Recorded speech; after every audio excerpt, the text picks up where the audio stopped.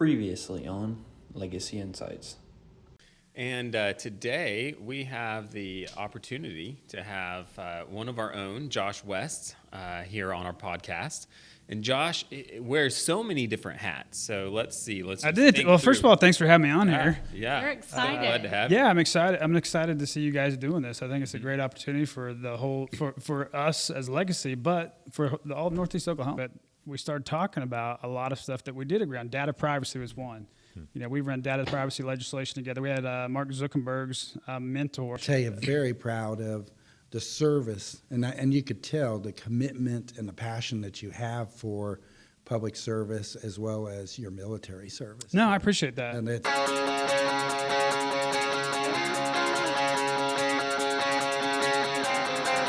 Josh, what advice would you have for someone wanting to start a small business here in Oklahoma and they really don't know what might be out there to help them? Is there anything like that on a state level that there is. aren't aware of? Absolutely. I think the first thing is to get with other people that you trust and that are business minded, that may have experience in that, and get their opinions. I mean, most people will be honest with you, even if they're in competition with you. I mean, when I had an insurance agency, the first person I talked to was Mark Lee.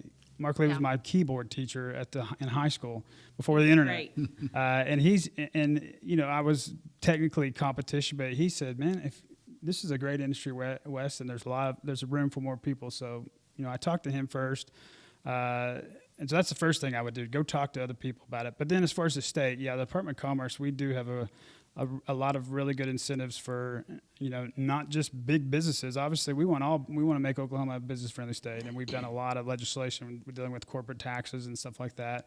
But I mean, the backbone of any economy is your small businesses, and so we do have incentives for small businesses, and they can go to the Oklahoma Department of Commerce, and also we have a regional director of commerce up here. That locally that will come to your local businesses and talk about all those incentives. But there's a lot of stuff on that website that it's a very user-friendly website. It'll show you everything available as far as incentives. And it's, when I say incentives, you know, we're not handing businesses cash. A lot of them so we've changed the law where it's rebates. And so there's rebates that deal with, you have to make benchmarks with hiring Oklahoma companies, things like that.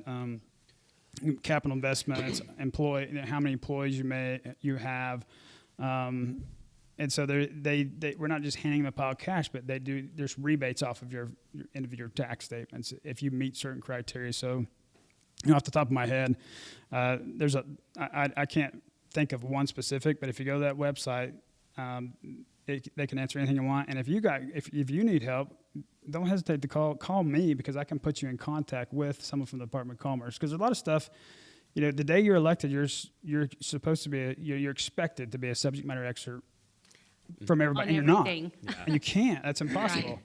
Right. But the good thing is that there's somebody that is, and I have, you know, there's a lot of resources available. If I don't know everything, and I never have ever put that out that I do. But if I don't know it, I can find out. And so my phone number is 918-801-2112. That's my personal cell. You've probably got a flyer in your mailbox at some point in the last 8 years with that on there. So, if you have questions, ask, because there is a lot of stuff. We want to promote those small mom and pop businesses, because that is the backbone of our economy. And we can link to that website too in the notes. So we'll make sure we do that. Yeah, absolutely. So one thing I want to know. So you juggle so many hats, right? You're a state rep, you're a realtor, you're a small business owner. I mean, there's so many different things that you do. How do you juggle the time? You know, I think that goes to a lot of when I look back at my adult life as an adult, as a 47-year-old man, I look back when I was 19, 20 in the military, and if you're not structured, I mean, with the military, I am accountable for other people's lives. And so I made sure, I mean, it's a big responsibility. And so I always want to be very structured, and people sometimes I think I'm too analytical, I overanalyze stuff, but no, I want to have a backup plan to a backup plan. And so a lot of it's just time. When I was first elected, my kids were young. My wife's a therapist, like I mentioned at the time. She was on the directors for Grand Lake Mental Health. And so she had a crazy schedule.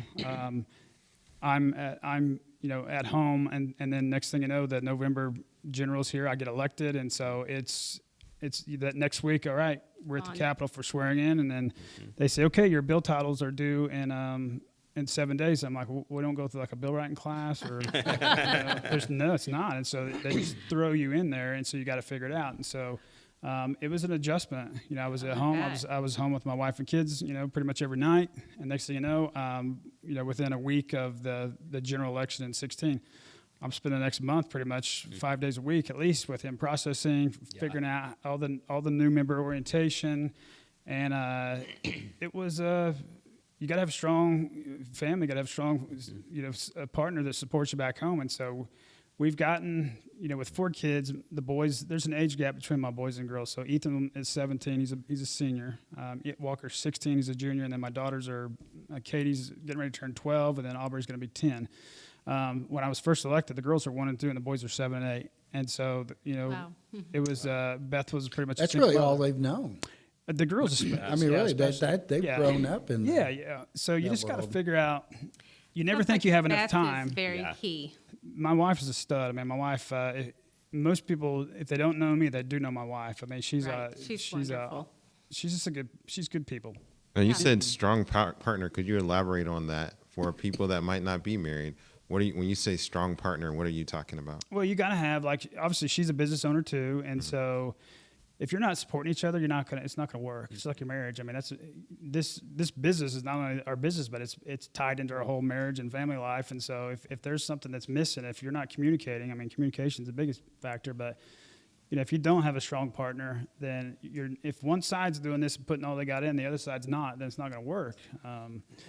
So time, I mean, you never think you have enough time. When I look at my calendar, I'm thinking, how am I going to do this? And we just figured it out. And so you just figure it out, and it gets easier every year.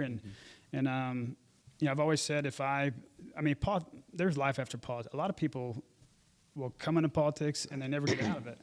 Well, the founding fathers had a pretty good deal. You're supposed to serve. It's supposed to suck at times. It ain't supposed to be fun. And when you're done, you go back home and live a normal life. You're supposed to make sacrifices. And like I said, it's not going to be fun every day. And so a lot of people will lose. They use their political positions for a stepping stone for a higher office or statewide. And my thing's always been, I'm going to focus on the job at hand.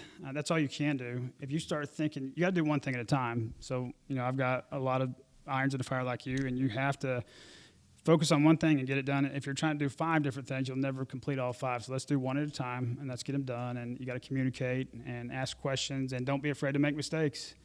But it's gotten easier 8 years down the road, and I think now we're at the point where we just expect some lumps in the road, and we're not surprised by it. It's just how do you handle it? And sometimes I do get.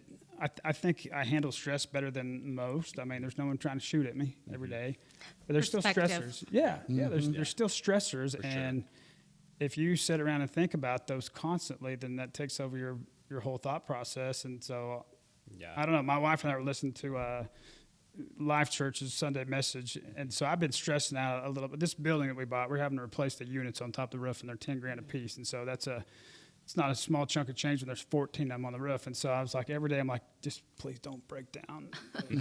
Don't let a unit go out. And they're to the point where they're 20 years old. So it's not that they were bad. It's time to replace them.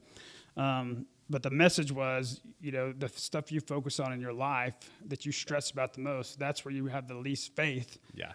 That, as a Christian, you're supposed to have faith that you're going to be taken care of. And not that you're not going to go through bad situations and tough times, but you're going to find a way through it. And so so Beth was like, hey, that's a pretty good message this morning, wasn't it? So it was. I mean, it was what I needed to hear. Yeah. That's good. That's awesome. What he said reminded me, you had said in a recent podcast about focusing, doing the task at hand, and being focused, do what you got to do in that moment. And it seems like a lot of these same principles come up over and over for not just business, but for life too. Yeah. I think it's important to keep in mind, when something does come up, there's a lot of things that are urgent but not important. Right. And so just categorizing and spending your time that way, I think is really important to me. I mean, how do you, Steve, balance? I mean, I know that your kids are older now, and so, business guy for a long time in our area, and then started another business. So how do you make those decisions. What determines if you're going to get into a business, or what determines, if there's an opportunity that you may have, what's going to make you jump in it and do it? That's interesting. It's been kind of reflecting a little bit, especially going back in the early days when we moved into Delaware County. I mean, I was basically the person at the time for Arvest Bank and getting the word out there. It was new to the community, and I was spread pretty thin with different organizations. I have no clue how many boards I was on and how many I was actually president of at the time. Some more involved, like Joel said, some were more urgent, others not. But,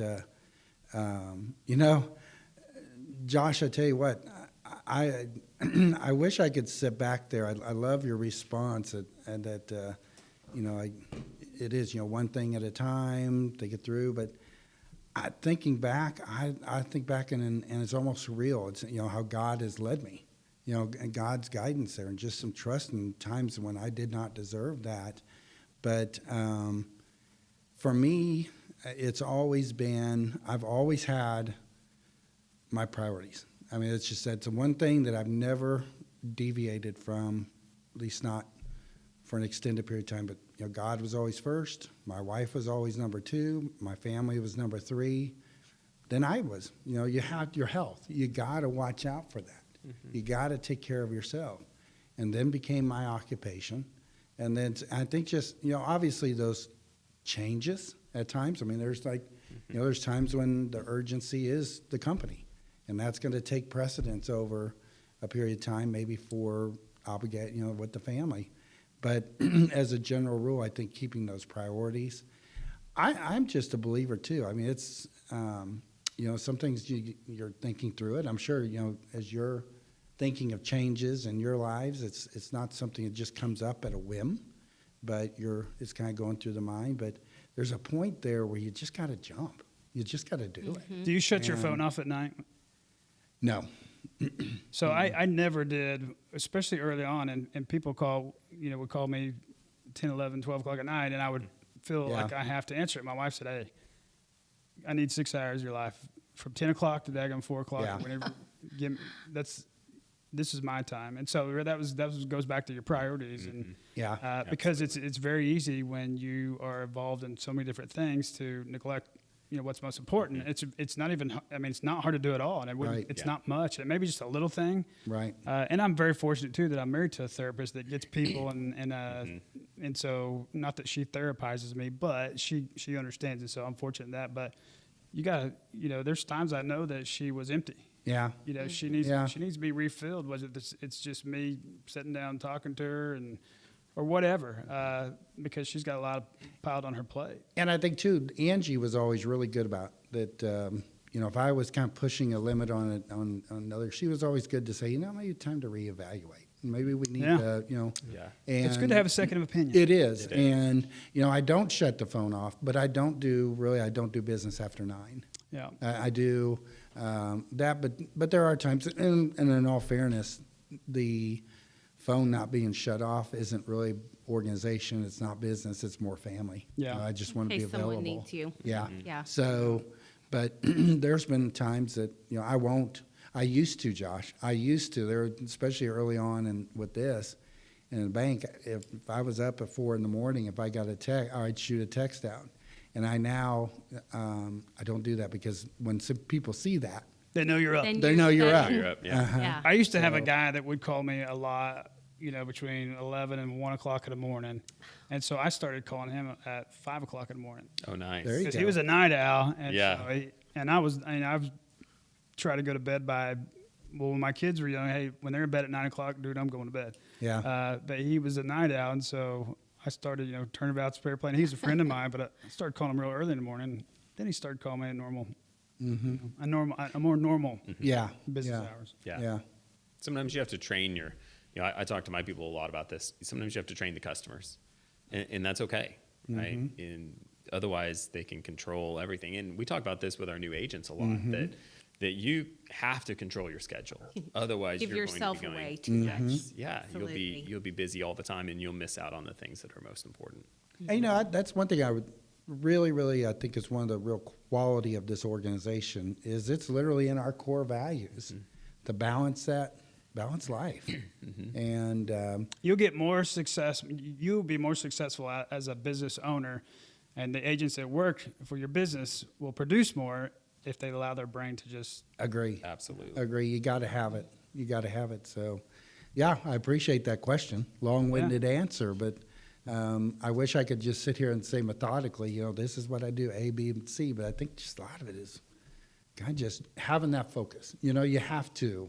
What do you do to get away? Like I mow. Joel's in his boat. Yeah, for me, it is cycling. I mean, for me, cycling is my business. In fact, actually, sometimes I do some of my best thinking on a bike. But it is just that downtime. It's something that I have to do. If I get irritated, Angie says, "Go get on the bike." I wish we had bike trails. I do too. Me too. Yes. I do It's too. tough. Yeah. It's tough because we are compared to Arkansas a lot, which has a ton, but they're all private. Yeah. It's private money's doing that. Yeah. I think They're that's going to incredible. come someday. It will. I think Yeah, There's a lot I think going that's going to on. happen. Well, my wife was training for the Ironman, and when it came to Tulsa in 20, so every day she's either swimming, she had a tri-bike, she's riding or running, and so I thought, well, I'm going to get a bike. So I did buy I bought a road bike, and best shape I was ever in was that summer, riding that bike. And it was, when she was training for that, she had it wasn't a podcast, it was a weekly blog called 4 in a Full Time. So, Okay. 4 kids in a full-time job, but she would track her training and put out this weekly blog and relate that to mental health and everything That's really else. neat. And so, but I got a bike, and it was once I got, it took me about a month to get used to the seat, for one, and then these hills. And we loved riding, but we did the big race, the Grand Dam Run, prior. We did that one. We didn't do the 100-miler. We did the 50-miler, I think. Yeah. But it was it's tough, but then it was dangerous too, man. We've been on these back roads, and Yeah. people are on their phones, and so Gotta be Steve will answer the phone while he's on his bike. I'll call him with a real estate question. Hey, Steve, I have you busy? closed deals on No, the not at bike. all. Yeah. I'm just riding my bike. It's interesting. I was Okay. I was driving to Springfield to go see our daughter on Saturday, and a gentleman I had visited with during the week on Civic related, just randomly, he texted me, and he said, "Hey, Steve, there was one other question I wanted to ask you or tell you. We need to get a bike shop in Grove. He goes, we need to get a bike shop in Grove, and it needs to be a quality bikes, quality service organization." I got thinking, you talk about the thought process and reaching out. Even though I've got enough going on, I don't want to start up a bike shop.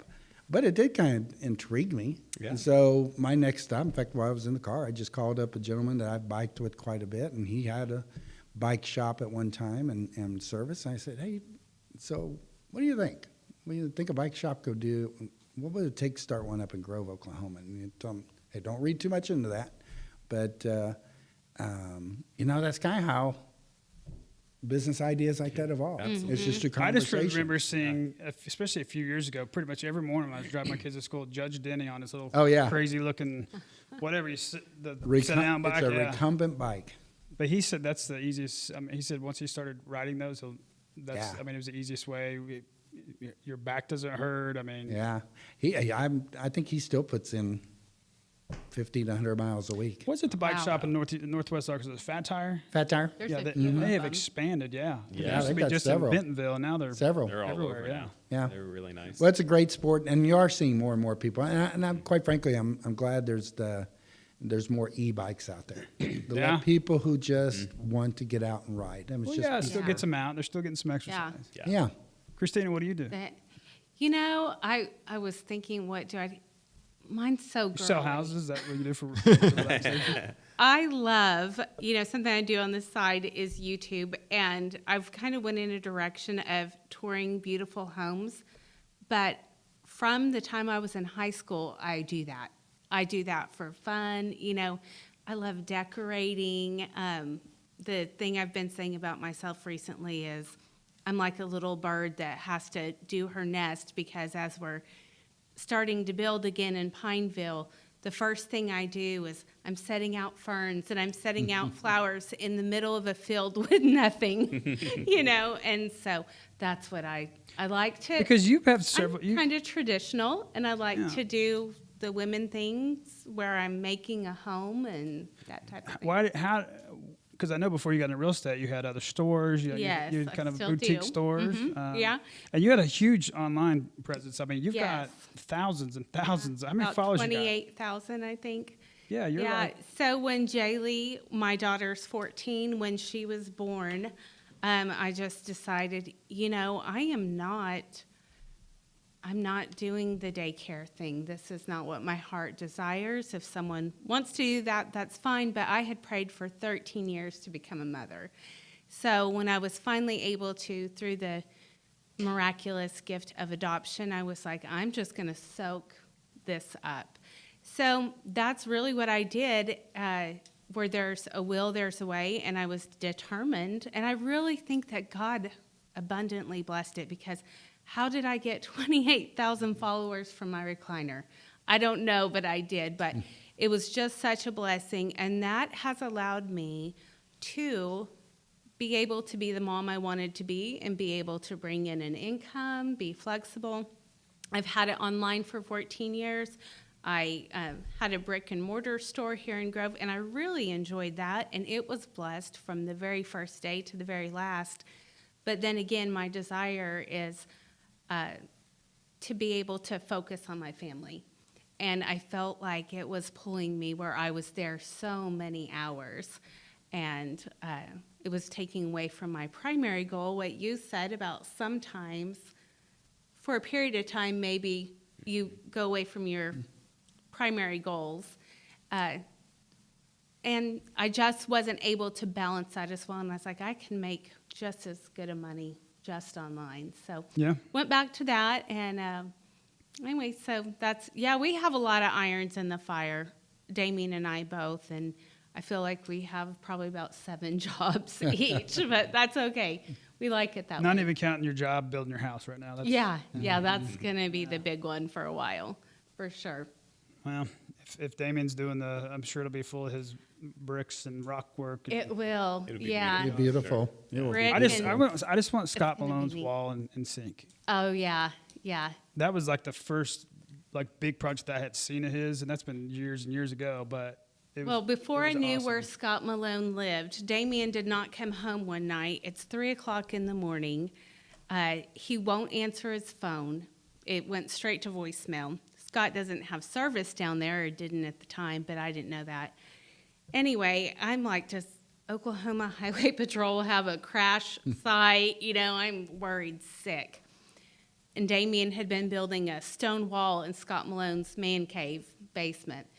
Anyway, he came home, and his fingers were literally bloody. He was like, Wow. I'm sorry, babe. I was just trying to get done. And anyway, 3:00 in the morning, but it turned out beautiful. But I was so glad he was alive, and then I wanted to kill him. But he's quite a craftsman, so But he learned lessons from that. yeah, Hopefully. exactly. He's very rustic, and I'm the chandeliers, and we're bringing that together, and somehow I think it kind of works. I have coined the phrase rustic elegance, and I don't know. We'll see what we pull off this time. Well, if it's anything like the house you just sold, it would be incredible. Oh, Yeah. thank you. Okay, And I Thank feel you. What did that last you? 3 days on the market? Yeah, It- about that. Was it even actually on the market? It made it on the market, yeah. Almost didn't, but it did make it on the market for a couple days. Were you kind of sad though at the same time? Yes, we were. We literally worked on it for 10 or 11 years, probably still weren't done. It's one of those things that just would have.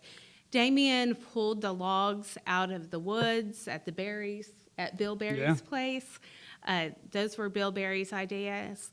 He pulled the stones out of the ground himself. This was a labor of love, but I stained every piece of wood in there. I painted every wall. We did it together. Mm-hmm.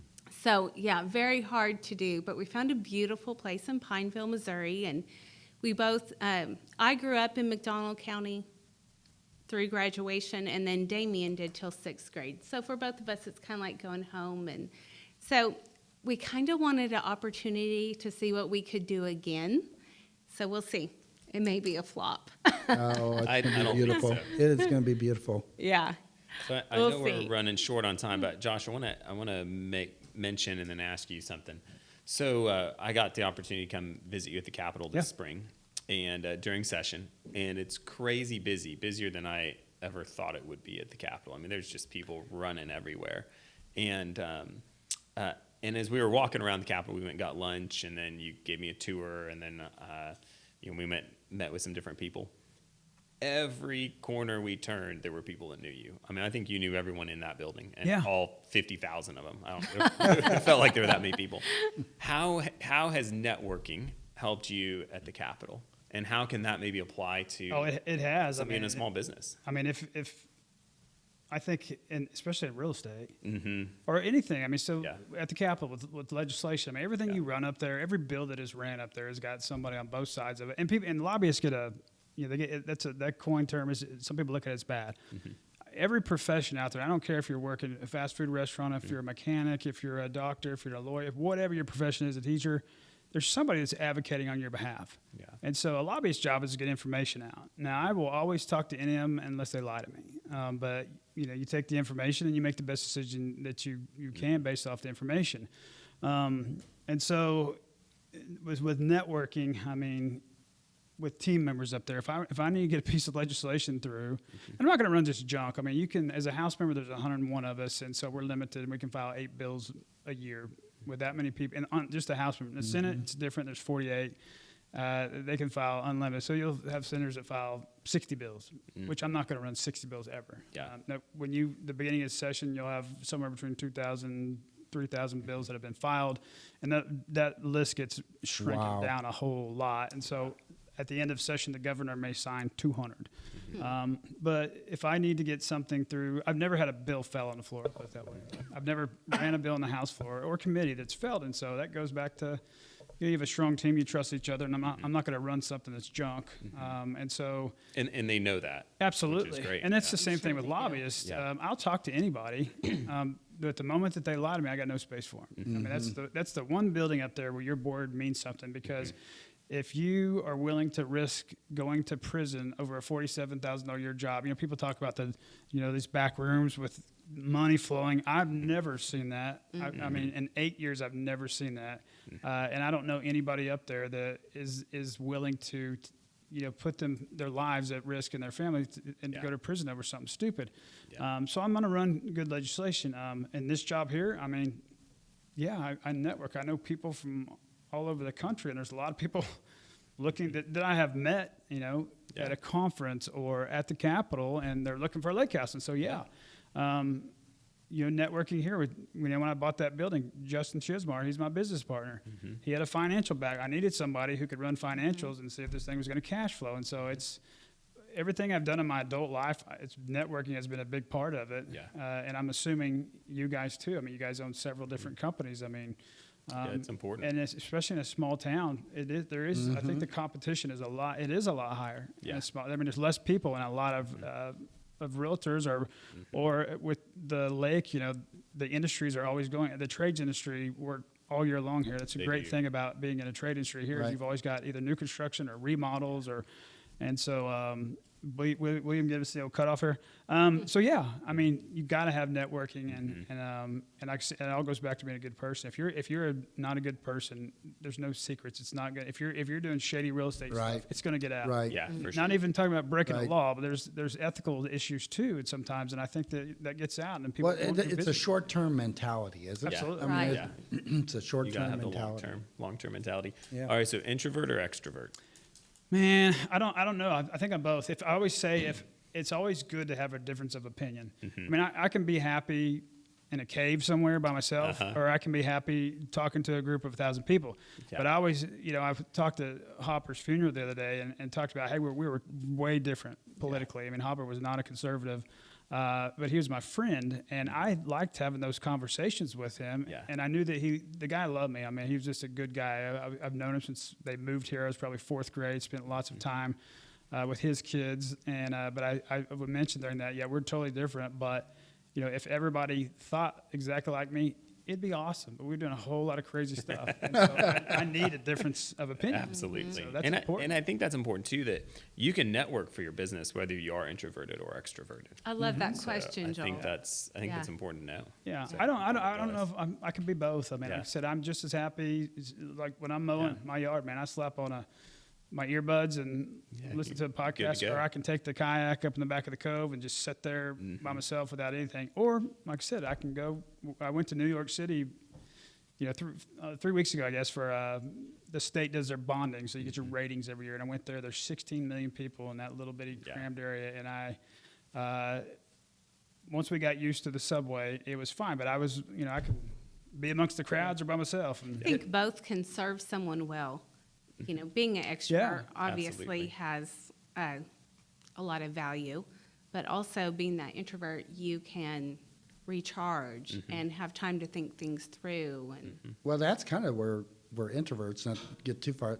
Where do you get your energy? Right. Is it Is it extrovert? from groups of people? Yeah, in front of people, Yeah. and get your. To me, or for me, I am a serious introvert. I am very, very. I can get in front of people. I can get in front of larger people now, or larger numbers of people, but it wears me down. I don't get energy from that. I enjoy it. I enjoy this, but for me, I have to have that biking, By time. running, made for, and Franklin, and that's where I get re-energized. I know me. I talked to when Joel was at the Capitol. Of course, you're in session, so Yeah. it's a crazy time. That the processing passing legislation is not. It should not be easy. It's not easy though. You got a whole.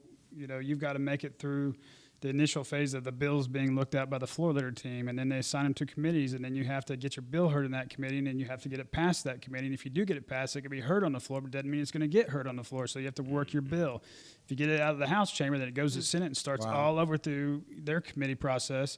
And if it makes it through the Senate chamber with no changes, then it goes to the governor. If there's a Scribner's error, if there's a period that's at it, it comes back to the House.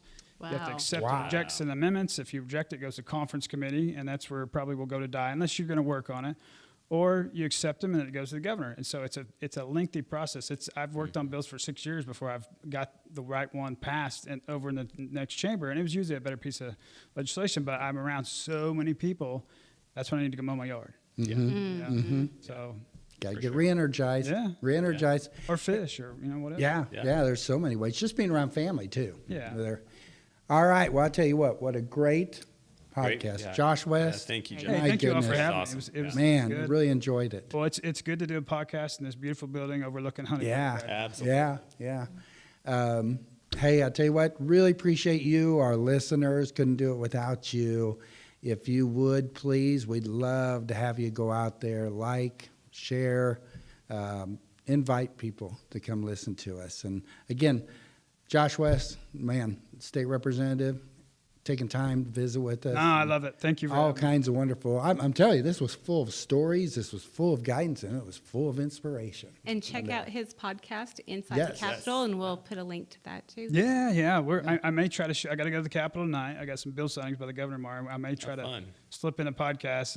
If not, we'll do one next month. We try to do one a month in the interim. So Sounds good? great. Well, we have a place for you, too. If you ever have Absolutely. to do an off-site one. yeah, absolutely. All right. Well, thank you for joining us. Awesome. Thank you.